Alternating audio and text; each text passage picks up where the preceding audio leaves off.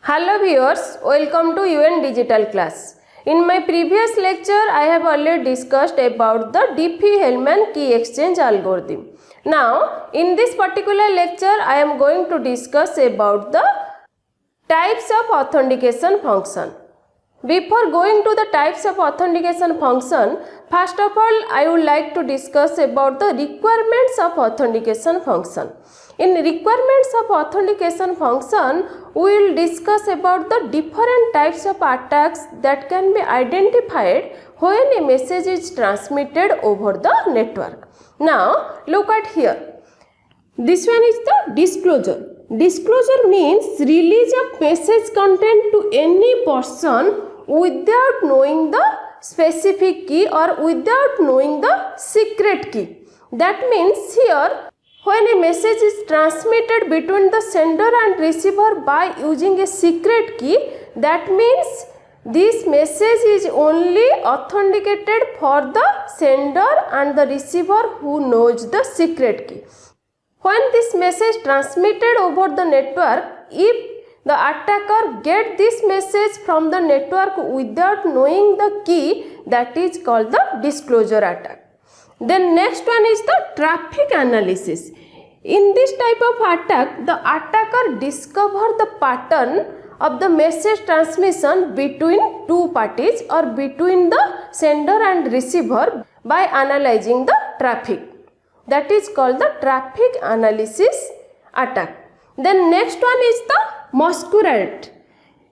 In this type of attack, the attacker insert any message to the original message. That is called the masquerade attack. Then next one is the content modification. In content modification attack, the attacker modify the original message by inserting some other message or by deleting this message and sending the new message. That is the content modification attack. Then next one is the sequence modification. In sequence modification attack, the attacker modify the sequence of message transmitted between the sender and receiver. Then next one is the timing modification. In timing modification attack, the attacker changes the timing, that means it delay or replay the message. That is the timing modification. Then next one is the source repudiation. In source repudiation attack, the source deny after sending a message. Then next one is destination repudiation. In destination repudiation attack, here when a sender send a message and that message is received by the receiver, when the receiver receives this message, after receiving this message, when the sender asks about that message, the receiver deny. That is called the destination repudiation attack. To avoid all these types of attack, message authentication or authentication is required. Now, look at the different types of authentication. Basically, there are three different types of authentication. First one is the message encryption.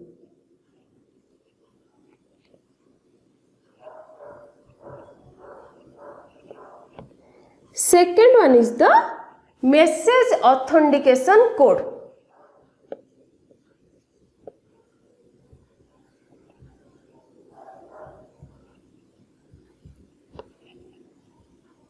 That is MAC. Then third one is the hash function.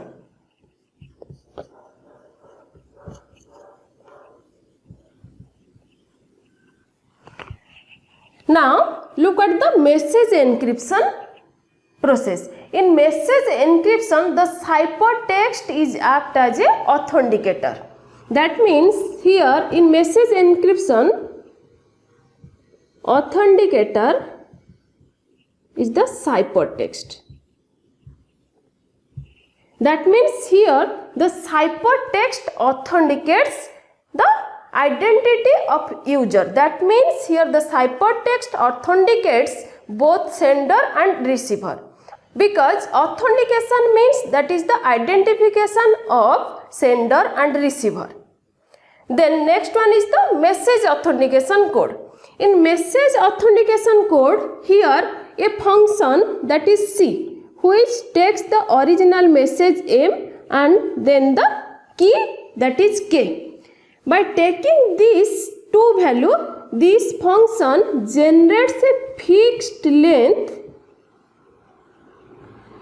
value which is called the message authentication code or MAC, and this is also called as the message digest.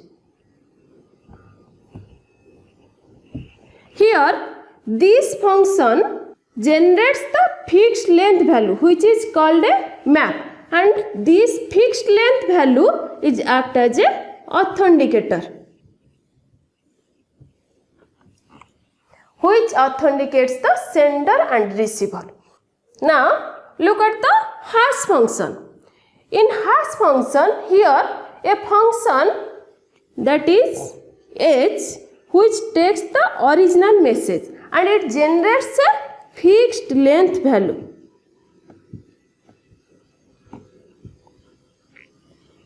Which is called as the hash value, and this fixed length value is act as the authenticator.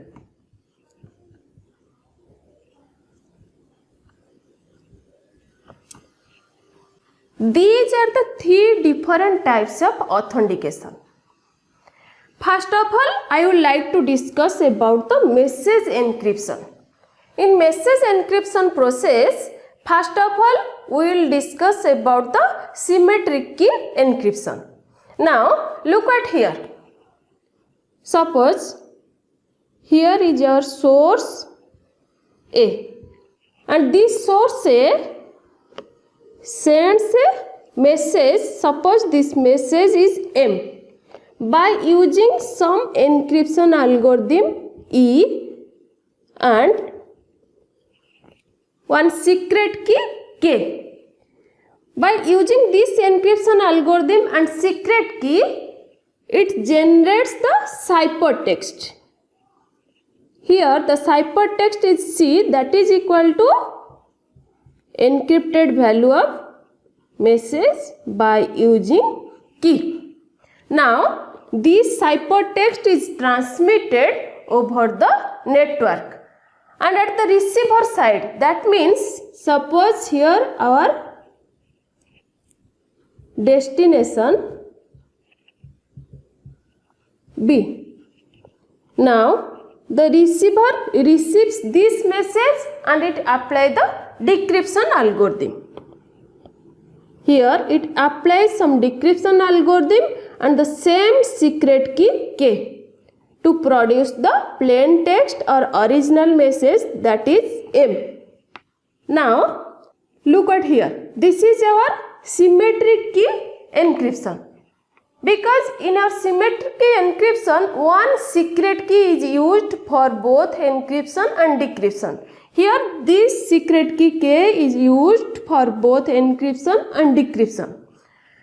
Now when we encrypt a message M by using symmetric key encryption, then it produces the ciphertext. This is our ciphertext, and this ciphertext is transmitted over the network. That means if someone or the attacker takes this ciphertext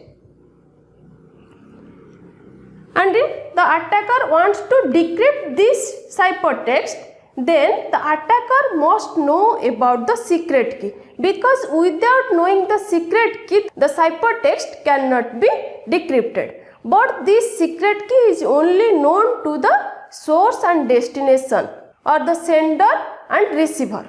That means without sender and receiver, no one can decrypt the ciphertext, which means here our confidentiality is satisfied. It satisfies confidentiality.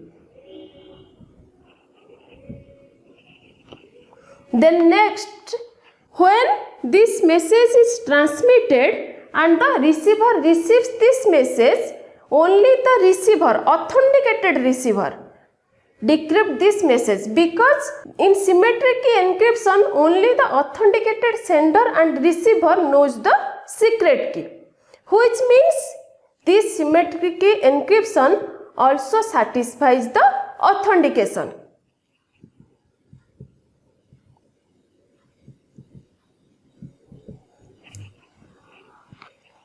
That means in our symmetric key encryption, both confidentiality and authentication is satisfied. Now, look at the public key crypto system. Here, this is our plain text or message M. Now, this message is encrypted by using some encryption algorithm, and the public key of destination or receiver, that is PUB.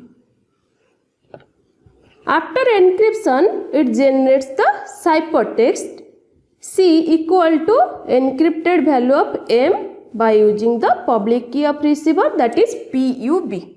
Now, this ciphertext is transmitted over the network, and at the destination side or the receiver side, the receiver applies some decryption algorithm and the key. Here, for decrypting this ciphertext, the receiver applies the private key of its own. That means here it applies the private key of destination B. After using the private decryption algorithm, the receiver decrypts the ciphertext and generates the original message, that is M. Now, look at here. When a message is encrypted by using the public key of receiver, that means that message must be decrypted by using the private key of receiver. Which means when our ciphertext is transmitted over the network, if the attacker takes this ciphertext and wants to decrypt this ciphertext and generate the plain text, then the attacker must have to know about the private key of receiver. But the private key of receiver is only known to the receiver. That means here the attacker cannot decrypt the ciphertext to generate the plain text, which means this satisfies the confidentiality.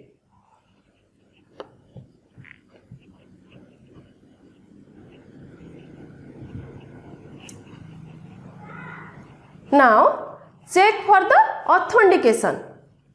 Here, the message is encrypted by using the public key of receiver. Here, the public key is known to all. That means, if other than the source A, there is some attacker, suppose that is C, and C wants to send some message to the receiver B. That means C also knows the public key of the B. That means here C also generate a message and encrypt by using the public key of the B and send it to the destination B or the receiver B. When the receiver or destination B receives the message, the receiver cannot identify from which source this message is received. That means here the authentication is not satisfied. Authentication not satisfied. Here this is only satisfies the confidentiality. Next, now look at here. Suppose the source A generates a message M and encrypted this message by using the private key of its own, that is PRA, and generate the ciphertext C, that is equal to encrypted value of message by using the private key of source. When this ciphertext is transmitted to the receiver, then the receiver use some decryption algorithm, and here for decrypting this message, the receiver must use the public key of the sender. That means here the key is PUA and it generates the original message M. Now look at here. Here the ciphertext is transmitted over the network, and when the attacker takes this ciphertext and wants to generate the plain text by decrypting this ciphertext, then the attacker must have to know about the public key of the sender. And the public key of the sender is known to all. That means the attacker can easily decrypt this ciphertext and generate the plain text, because this ciphertext is decrypted by the public key of the sender and the public key is known to all, which means here our confidentiality is not satisfied.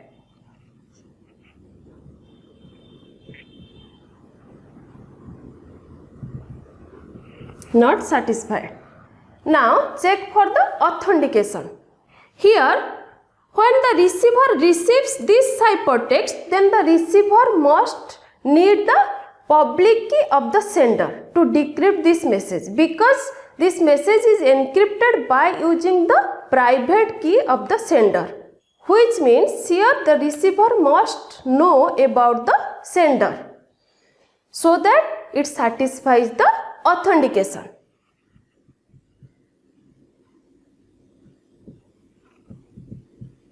Authentication is satisfied.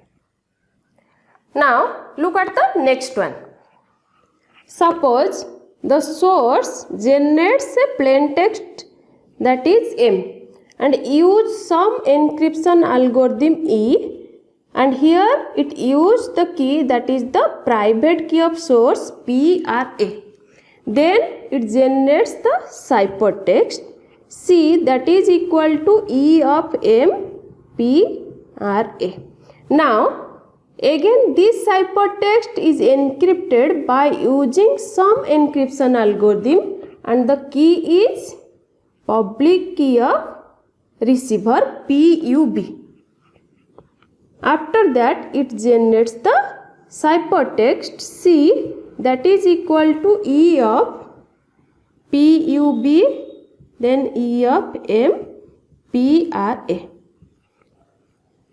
Now look at here. In this process the source uses two encryption algorithm. That means the receiver must use two decryption algorithm for decrypting this ciphertext. Now here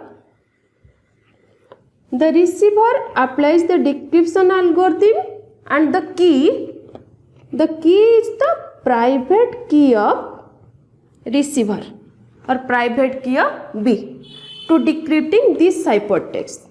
Then it generates the intermediate ciphertext, that is E of M PRA. Now to decrypt this ciphertext, it also applies another decryption algorithm, and the key is the public key of receiver, that is PUB. After that it generates the plain text or the original message, that is M. Now in this process we check the confidentiality and the authentication. Now look at here, this is our ciphertext which is encrypted by using the two encryption algorithm. When the attacker takes this ciphertext to decrypt and generate the plain text, the attacker must know the private key of the receiver, because this ciphertext is decrypted by using the private key of the receiver, but the private key of the receiver is only known to the receiver. That means here the attacker cannot decrypt this message. That means this process satisfies confidentiality. Next, check for the authentication. Here in the second decryption, the receiver needs the public key of the, this is the public key of the sender, that is PUA. Now when the receiver wants to decrypt this hypertext, then the receiver must need the public key of the sender. That means here the receiver must know about the sender, which means it satisfies the authentication.